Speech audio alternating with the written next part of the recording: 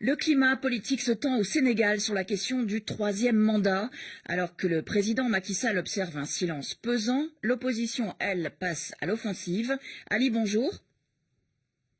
Oui, bonjour Chantal. Vous nous appelez de Cotonou au Bénin. En ligne avec nous, Maurice Soudiak-Dione, bonjour. Oui, bonjour. Vous êtes professeur agrégé de sciences politiques à l'université Gaston Berger de Saint-Louis au Sénégal. Ali, on vous écoute. Vous avez la parole. Ok. Oui, ma première question. Au Sénégal, les leaders de la coalition au pouvoir se sont réunis pour discuter de l'élection présidentielle de 2024.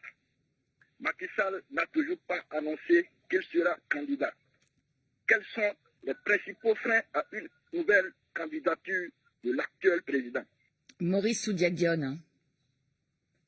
En réalité, la Constitution est très claire là-dessus, en son article 27 qui dispose que le mandat du président de la République est de 5 ans. Nul ne peut exercer plus de 2 mandats consécutifs. Or, c'est le président Macky Sall qui a été élu en 2012 et 2012-2019 pour un premier mandat et a été réélu en 2019 pour un mandat 2019-2024. Donc, ça fait 2 mandats qui sont consécutifs et c'est la seule et même personne, c'est-à-dire le président Macky Sall, qui a exercé le premier mandat et qui est en train d'exercer le second et dernier mandat prévu par la Constitution, encore que le président Sall a été élu sur la base de la Constitution de 2001 qui prévoyait le renouvellement du mandat une seule fois. Mais donc, le problème, Maurice Soudiak-Dione, c'est que plusieurs membres de la coalition au pouvoir, Benno Bokk Yakaar, préfèrent parler d'un deuxième quinquennat au lieu du troisième mandat. Deuxième quinquennat en vertu de la réforme de la Constitution en 2016. Est-ce que cet argument est juridiquement recevable ?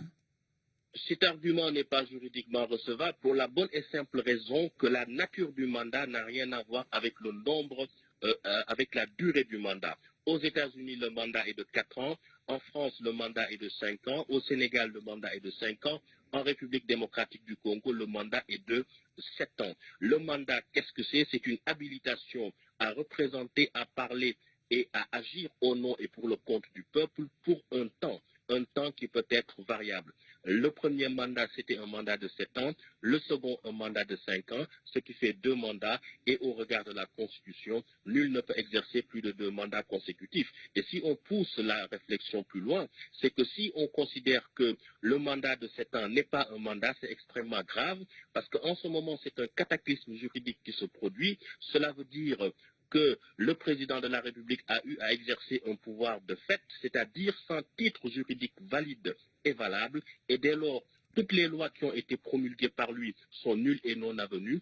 Toutes les nominations à tous les emplois civils et militaires qu'il a eu à faire sont nulles et non avenues. Et les actes posés par toutes ces autorités nommées par le président de la République également sont nuls et non avenus. Vous comprenez bien alors le séisme que cela produit dans l'ordonnancement juridique, ce qui constitue donc une aberration. Nul ne peut exercer plus de 2 mandats consécutifs, c'est très clair, et nul est un pronom impersonnel. Si on remplace nul par Macky Sall qui se trouve dans la situation juridique concernée, cela donne Macky Sall ne peut pas exercer plus de 2 mandats consécutifs. On ne peut pas être plus clair. Et on n'interprète pas ce qui est clair, précis, comme de l'eau de roche. Ali, vous avez une autre question pour Maurice Soudiak-Dione. Oui. Ma deuxième question. Ousmane Sonko a annoncé de mettre en place cette semaine un plan d'action pour s'opposer à d'éventuelles candidatures du troisième mandat présidentiel de Macky Sall. Concrètement, quelle est la stratégie de l'opposition? Ousmane Sonko et la coalition Yewwi Askanui qu'il mène avec Khalifa Sall. Pour eux, le troisième mandat serait une ligne rouge et ils n'entendent pas laisser Macky Sall la franchir. Oui, naturellement, puisque c'est une violation flagrante, manifeste de notre charte fondamentale, et on ne peut pas faire primer les desiderata d'un individu, fût-il le président de la République, sur la Constitution. Encore que le président de la République, avant d'entrer en fonction, jure, selon l'article 37, devant Dieu et devant la nation sénégalaise, de respecter et de faire respecter la Constitution. Aujourd'hui, l'opposition est en train de mener une offensive et cela va dans le sens de renforcer la démocratie et de faire respecter la Constitution.